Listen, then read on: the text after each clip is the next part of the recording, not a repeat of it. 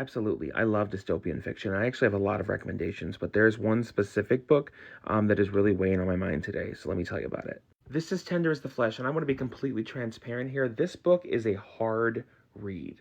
Tender as the Flesh follows a butcher in a near future America where animal meat has become toxic to humans, so they have begun to declassify certain sections of humanity as product.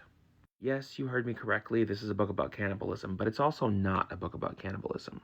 Because, in my opinion, if you approach this book critically, you're going to end up engaging in conversations regarding capitalism, patriarchy, and not only the duplicity of the ruling class, but of government itself.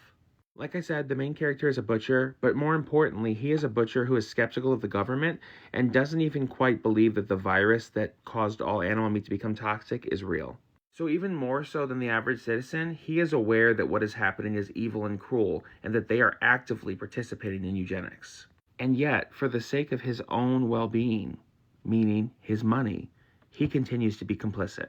This book has a lot of important conversations, but the primary self-reflection that I took away was the way that many of us will engage actively in harmful and violent systems of oppression because we have conflated self-preservation with capitalism.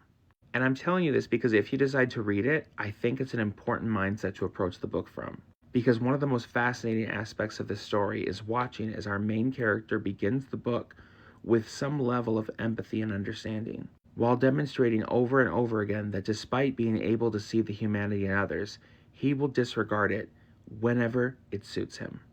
And as everyday people who feel like we don't have the power to topple these systems of oppression that we live under, I think this is an important mindset for us to examine. And I will be honest, there are parts of this book that I did not love. But the conversation that it has about capitalism and what it does to our humanity, I am here for it. So if you want a copy, I will post a link down below.